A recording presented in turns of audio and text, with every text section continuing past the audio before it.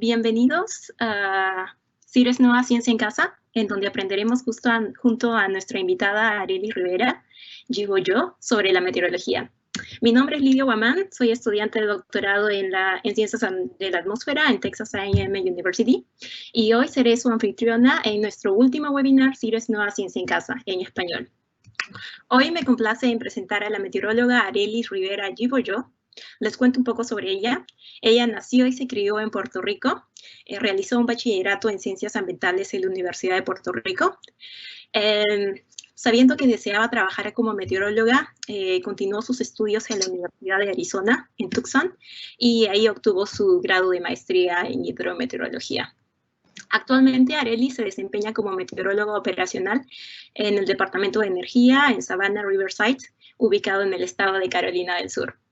Entre sus funciones se destaca generar pronósticos del tiempo. Fuera de sus horas de trabajo, Arely disfruta del teatro, el baile y el canto. También disfruta viajar y pasar el tiempo en la naturaleza haciendo caminatas junto a su esposo y mascota. En este webinar aprenderemos qué es la meteorología, cuál es la diferencia entre un meteorólogo y un climatólogo, y discutiremos las diferentes opciones de empleo que puede tener un meteorólogo, más allá de trabajar en la radio y televisión. Quiero comentarles, antes de iniciar el webinar, que pueden colocar sus preguntas durante la presentación en el cuadro de preguntas y respuestas, ubicado en la parte derecha de su pantalla. Y al finalizar la presentación, Arely nos responderá las preguntas.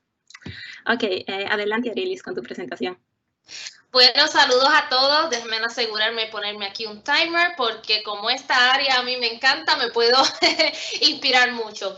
Pero estoy bien emocionada, bien contenta de estar con ustedes aquí en el día de hoy. Como ya Lidia mencionó, trabajo como meteoróloga operacional para Savannah River National Lab, que es un contratista con el Departamento de Energía de Estados Unidos. Y pues en el día de hoy les voy a hablar un poco más sobre qué hacen los meteorólogos, qué es la meteorología y qué es lo que hago yo con el Departamento de Energía. Así que sin mucho preámbulo vamos a dive deep, vamos a entrar a qué es la meteorología, qué es la definición de esa palabra. Y la Sociedad de Meteorología Americana describe la meteorología como el estudio de la física, química, dinámica de la atmósfera, con el propósito principal o la meta principal de entender y predecir fenómenos atmosféricos. Ahora, el origen de la palabra como tal, meteorología, data de los tiempos de los griegos. Y esa palabra se derivó de la palabra meteorón, si no me equivoco, no sé si es la pronunciación correcta, pero meteorón se refería a lo que es cualquier objeto que esté en la cavidad celeste. Así que tanto las nubes como las estrellas, en términos griegos, cabían dentro de lo que era la meteorología. Obviamente ya más pasados los años se empieza a estudiar, se empieza a reconocer que la atmósfera tiene diferentes capas y que hay diferentes objetos que no necesariamente están en nuestra atmósfera, sino que están más allá, como lo son los astros y los planetas.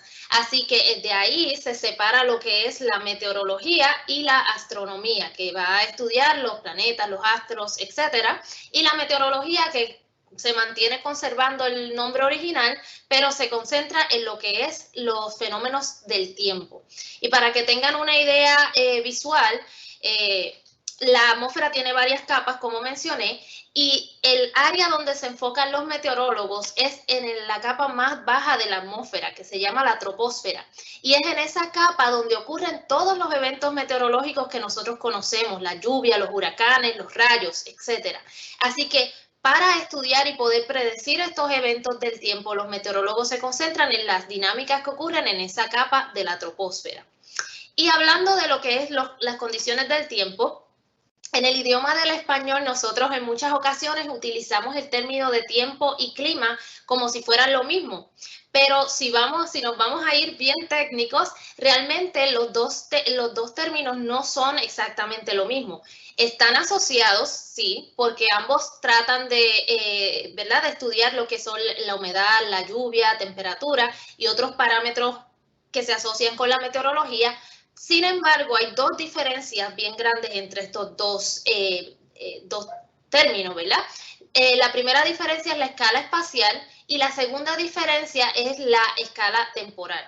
Las condiciones meteorológicas o las condiciones del tiempo, como las conocemos, son las condiciones de la atmósfera en un momento y lugar específico, versus que las condiciones del clima son las condiciones promedio de la atmósfera en una región.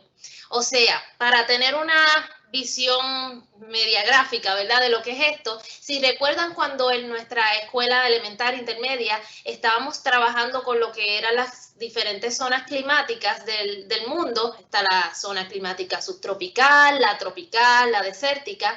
Si se imaginan un mapa, estas zonas, si recuerdan, se extendían a través de un área que incluía diferentes estados, diferentes países, pero si entonces nosotros miramos en una hora específica o un día específico, dentro de toda esa área, dentro de toda esa zona climática, en un día o en una hora específica pueden haber diferentes condiciones del tiempo en diferentes lugares. En un área puede estar lloviendo, en un área puede estar haciendo sol, etcétera. Esa es la primera diferencia. La segunda diferencia es el plazo de tiempo que está enfocado. Las condiciones del tiempo se enfocan en un plazo de horas, días, quizás una semana, pero las condiciones del clima son a largo plazo. Están trabajando con muchos años, 10, 30 años más. Así que cuando se va a hacer la diferencia, ¿verdad?, entre lo que es un climatólogo y un meteorólogo, el climatólogo va a estar enfocándose en lo que son las tendencias de estos parámetros de humedad, lluvia, temperatura, versus que un meteorólogo se va a estar enfocando en variaciones a un plazo más corto, ¿verdad? Variaciones pequeñas que entonces van a dictar los diferentes eventos meteorológicos que nosotros conocemos como huracanes, tornados, tormentas eléctricas. Así que es bien importante establecer esta distinción porque hoy, en el día de hoy, nos vamos a enfocar, ¿verdad?, un poco más en lo que es el lado izquierdo de esta gráfica, en lo que es las condiciones del tiempo.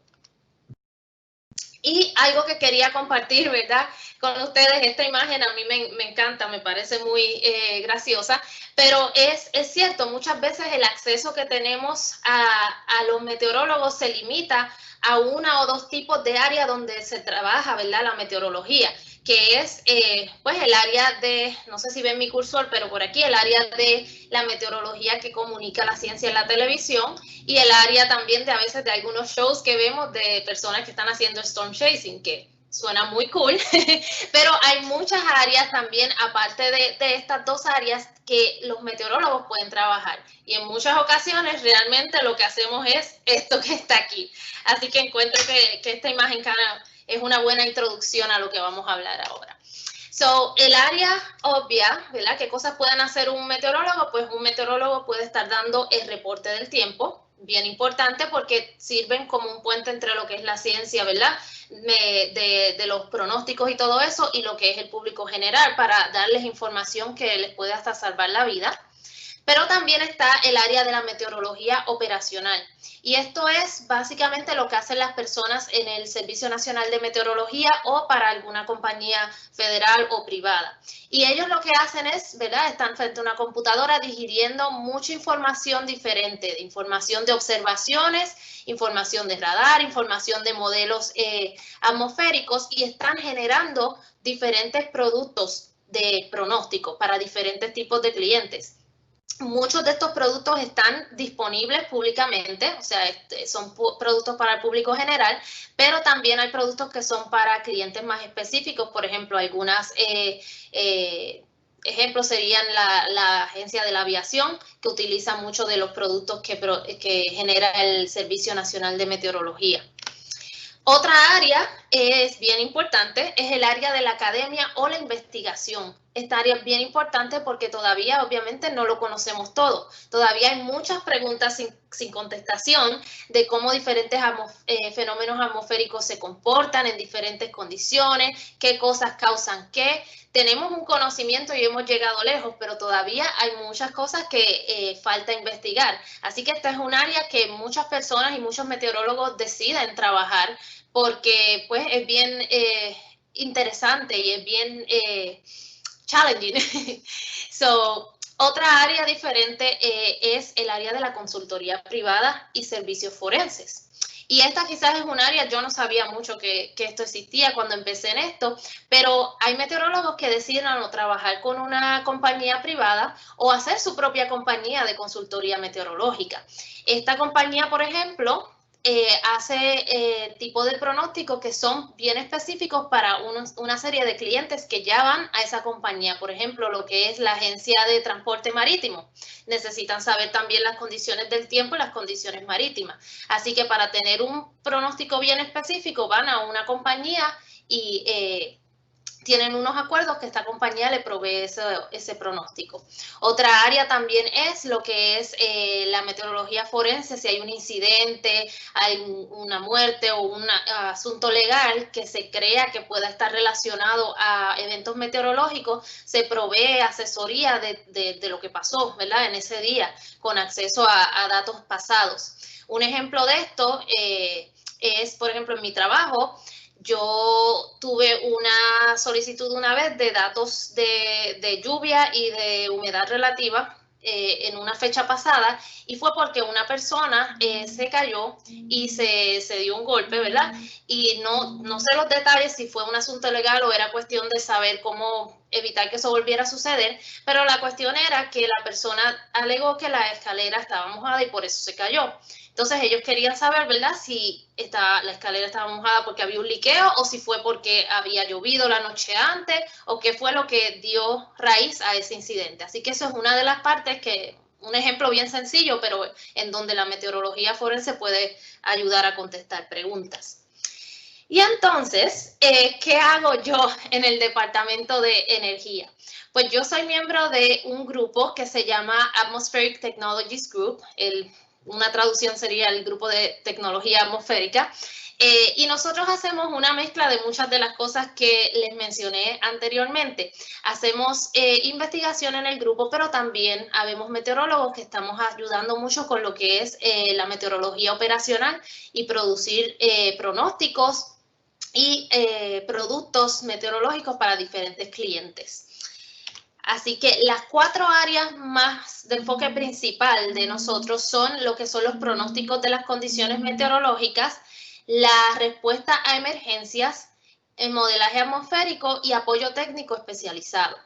En los pronósticos de las condiciones del tiempo que nosotros hacemos, no son pronósticos como lo es el Servicio Nacional de Meteorología, que hace un pronóstico para un área mayor, sino que nosotros nos enfocamos meramente en lo que es el Savannah Riverside, como está aquí en estas imágenes, y dentro del Savannah Riverside hay diferentes áreas y facilidades que tienen diferentes procesos que necesitan saber las condiciones atmosféricas para poderlos llevar a cabo. Un ejemplo de esto es los fuegos forestales, el manejo de los fuegos forestales por el Servicio Forestal de Estados Unidos. Necesitan saber cuáles son las condiciones antes, durante o después de un fuego para poder pues, controlarlo y que no se salga de los lugares establecidos. Otra área bien importante es la respuesta a emergencias. Y la respuesta a emergencia es si hay no solo emergencias del tiempo como huracán, etcétera, no solo eso, sino también si se libera algún material peligroso, nosotros tenemos capacidades de modelar estos materiales y cuál es la dirección y el impacto viento abajo de estos materiales para el público o para nuestros trabajadores.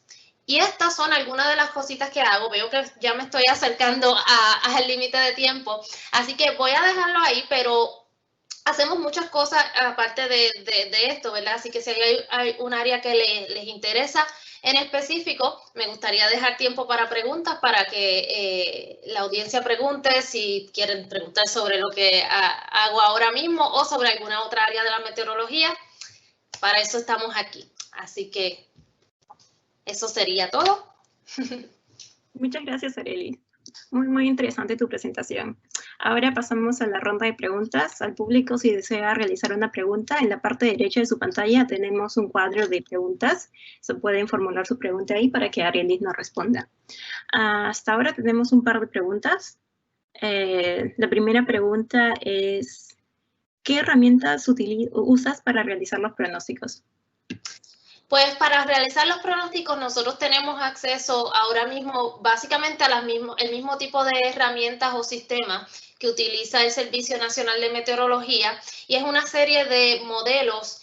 Tanto los que han escuchado sobre los pronósticos de huracanes quizás los reconozcan, el modelo europeo, el modelo GFS, que es un modelo americano, y esos modelos más las observaciones que nosotros tenemos nos ayudan a tener una idea general de lo que va a pasar, ¿verdad?, en la atmósfera, y de ahí nosotros sacamos nuestros pronósticos. Es una combinación interesante y aprovecho la pregunta para contar una anécdota. Una vez estaba hablando con un amigo que trabajaba en el área de tecnología y de inteligencia artificial, y él me decía que qué voy a hacer yo cuando ya no se necesiten los meteorólogos, porque las computadoras lo pueden hacer todo. La realidad del caso es que lamentablemente no estamos ni cerca de ese punto, porque los modelos, aunque nos ayudan mucho a ver cuál es el estado futuro de la atmósfera, sí tienen varios errores. Y un error pequeñito en la forma en que comienza a correr este modelo puede generar un cambio bien grande en el pronóstico que va a generar. Así que siempre hace falta que, aparte de tener esos modelos, nosotros con el conocimiento de las condiciones de la atmósfera y las leyes que generalmente se cumplen, podamos corregir para esos errores básicamente que tienen los modelos. Así que esa es una de las herramientas, los modelos, observaciones, y con eso es que nosotros básicamente montamos el pronóstico. Genial. Tengo entendido que tú trabajas con pronósticos del tiempo. ¿Quiere decir que trabajas en la oficina, en la computadora todo el tiempo, o también tienes oportunidad de salir al campo? Como meteoróloga también tienes esa opción de salir al campo. Sí. Gracias a Dios. A mí me encanta mucho estar fuera. De hecho, mi bachillerato fue en ciencias ambientales, o sea que eso está básicamente innato, que yo quiero siempre ir al campo. Y gracias a Dios tengo la oportunidad, yo ayudo con un proyecto de investigación que está corriendo ahora mismo, y si vieron en una de las fotos que tengo por aquí, yo ayudo a recolectar datos de esta torre. A veces soy yo la que está ahí en la torre trepada. Y en otros proyectos también vamos y hacemos medidas en el campo. No son tan comunes como ese de la torre, pero sí tengo la oportunidad de participar en proyectos y ayudar con los datos de campo. Genial. La siguiente pregunta es, ¿cuáles son los eventos más difíciles de pronosticar? En mi caso, se está acercando la temporada de los pronósticos que más difíciles se me hacen a mí de pronosticar, porque yo pues nací en el trópico, no conozco mucho del winter weather, como le llaman acá. A mí personalmente a veces se me hace un poquito más difícil pronosticar va a caer nieve o va a ser solamente lluvia que se congela al llegar a la superficie, ese tipo de cositas pequeñas. Creo que ese para mí personalmente es el más difícil de pronosticar. En general, para los forecasters, yo diría que eventos que son de escala pequeña, por dar un ejemplo, los tornados, eventos así que cogen una escala espacial bien pequeña, son un poco difíciles de pronosticar, porque los modelos nunca llegan a esa escala, ¿verdad? Los modelos son, si piensas como en la resolución de una cámara, tienen una resolución muy bajita para poder identificar ese tipo de eventos, que serían lo equivalente, vamos a decir, una peca en la cara de alguien. Esos eventos son difíciles de pronosticar con mucho tiempo de anticipación, sino que solamente se espera que tengamos a la mano unas observaciones específicas que nos dan, como quien dice, una clave para decir, ok, esto está pasando ahora, es posible que se forme un tornado en los próximos 15 minutos, pero de yo decir hoy a mañana que de seguro en Savannah Riverside va a haber un tornado, pues eso es nearly impossible, es imposible. Así que eso es uno de los eventos yo consideraría más difíciles de pronosticar. Oh, interesante. Ok, ya tenemos otra pregunta. Bueno, esto dice que es para México, pero supongo que la respuesta puede ser general. Dice, ¿cómo se puede tener acceso a los servicios meteorológicos? O supongo que es para el público. Al público. De México no me he fijado mucho, pero yo usualmente busco en Google, pongo lo que, ¿verdad? Lo que deseo encontrar específicamente cuando estoy buscando cosas meteorológicas. So, yo buscaría, estoy tratando de acordarme a ver si lo he visto anteriormente, porque sé que he visto servicios meteorológicos de España, he visto páginas web para otros lugares, yo creo que vi una de Argentina inclusive. Yo lo buscaría así mismo, servicios meteorológicos en México.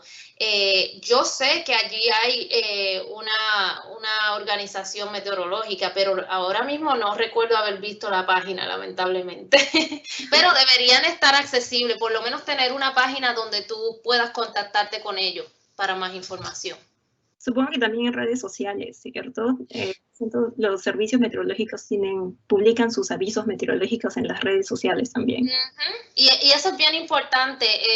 No lo añadí en mi presentación porque no quería extenderme, pero es bien importante seguir precisamente esas fuentes oficiales en las redes. Hay mucha saturación de información y es bueno que tengamos esa pregunta de dónde yo puedo comunicarme con los servicios meteorólogos oficiales para tener la información oficial, recién salida del horno, como quien dice.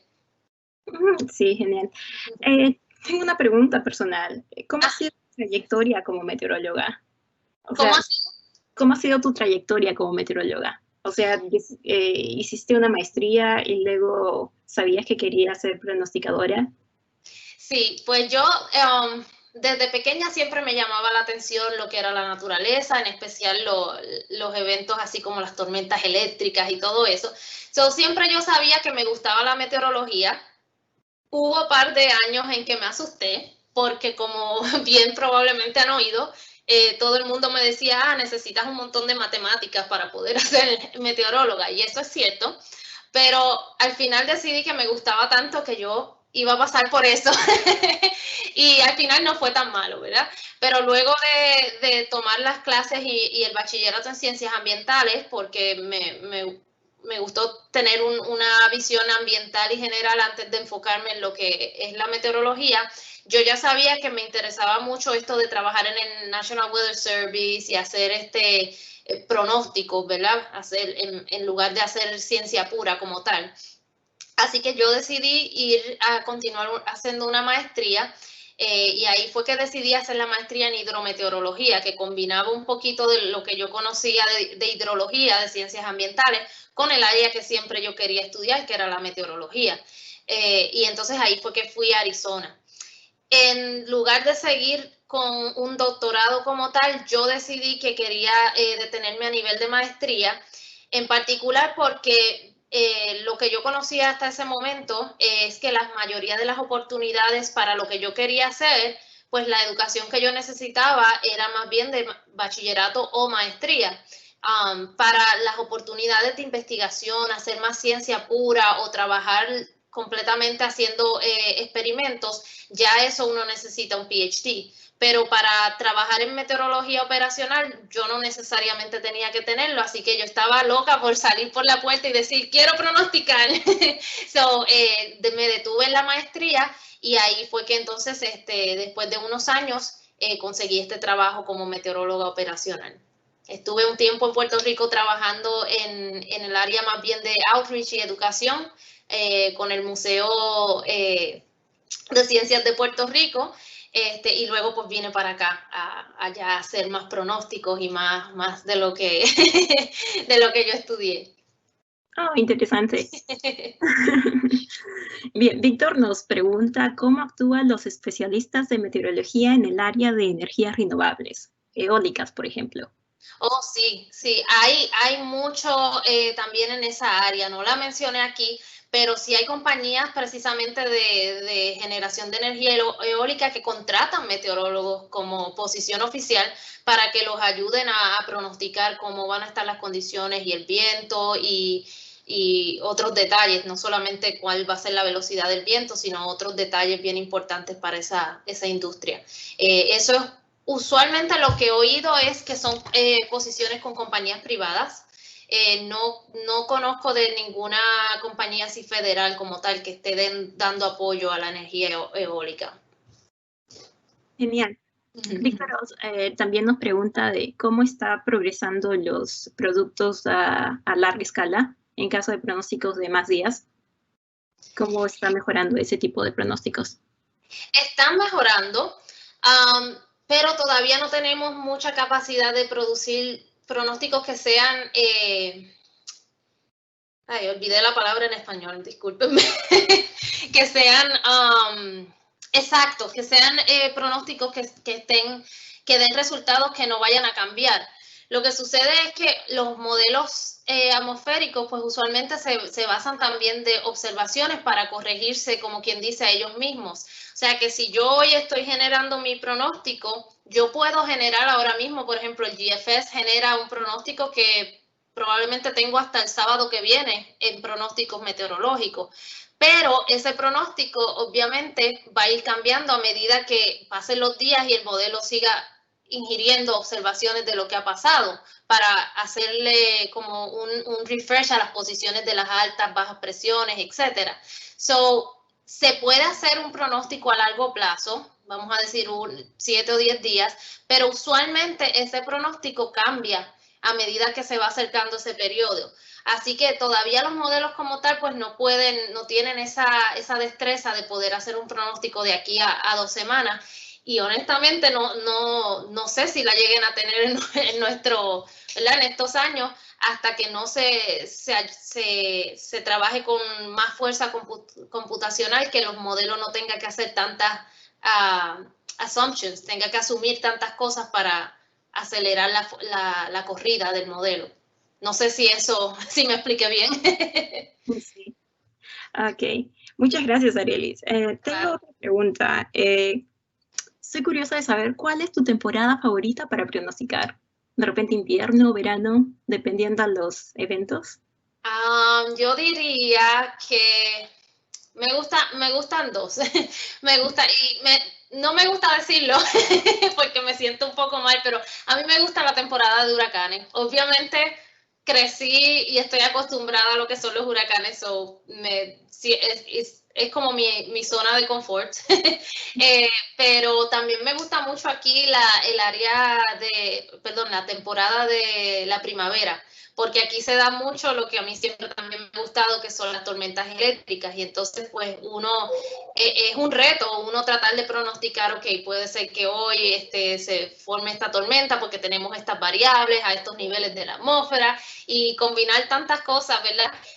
Para pronosticar si va a ocurrir esa tormenta, y cuando finalmente ocurre, pues es un espectáculo que parece una obra de arte.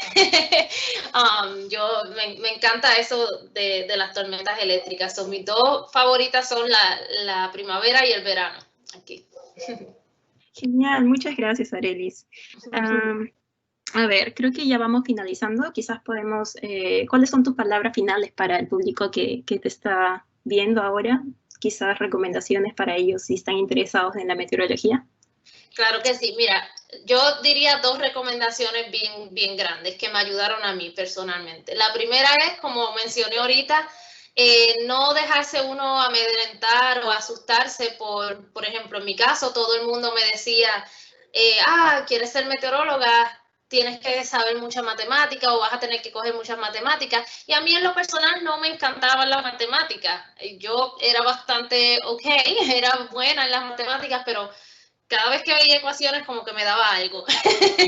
Pero de verdad que pensé y dije, yo voy a dejar que el miedo o tener que pasar por esto de las matemáticas, vamos a decir 2, 3 años, me limite a mí de hacer, ¿verdad?, la ciencia que tanto me interesa conocer, que es la meteorología.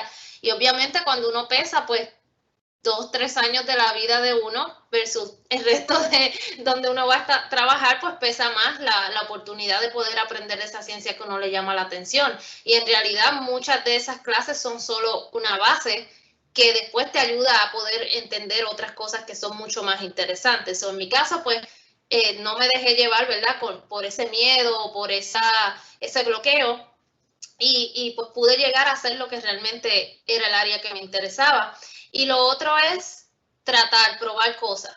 Muchas veces, y a mí me pasó cuando yo terminé inclusive la maestría, ya tenía mi grado en meteorología, pero yo sentía que tenía básicamente todas las opciones del mundo, como uno dice, pero no sabía para dónde dirigirme, tú sabes, no sabía si quería solicitar al Servicio Nacional, no sabía qué hacer, pero la realidad es que uno tiene que empezar por algo, solicitar a cualquier cosa, y la oportunidad que venga a la puerta de uno, aunque uno no esté seguro si eso es lo que uno quiere hacer toda la vida, mira, eso no es una cosa escrita en piedra, uno debe darse la oportunidad de hacerlo. Si no le gustó, solicita a otro lugar y después de unos años se mueve, ¿verdad?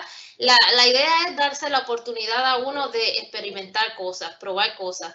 Yo recuerdo cuando estaba también en la escuela superior que tenía ese mismo problema o ese mismo bloqueo, que decía, yo no sé qué quiero estudiar. Y mi mamá me empezó a llevar a sitios, a ver qué hacían las diferentes personas de lo que me interesaba. Me interesaba farmacéutica, allá me llevó a una farmacia, y tan pronto salí de un día, un par de horas con la farmacia, y dije, no, esto no es lo que yo quiero hacer. Y me llevó al National Weather Service, y ahí yo dije, esto me encanta, yo quiero hacer esto. Fui a otros lugares y tuve la oportunidad de ver qué era el trabajo diario de esas personas. Tiene uno que salir y probar las cosas para saber qué le gusta o no, ¿verdad? Y en términos de la meteorología, si le interesa, yo de verdad invito a todo el mundo que contacte a alguien, me pueden contactar a mí si desean, busquen cómo familiarizarse con diferentes áreas de ese campo para saber qué es lo que desean hacer para su carrera profesional. Muy buenas recomendaciones, Arelis, muy interesante. Bueno, entonces la presentación ha culminado. Ha sido un placer presentar esta serie, si eres nueva, Ciencia en Casa, en español. Este webinar ha sido el último de varios webinars que se han realizado en este año. El webinar ha terminado. Muchas gracias, Arelis. Gracias, un placer.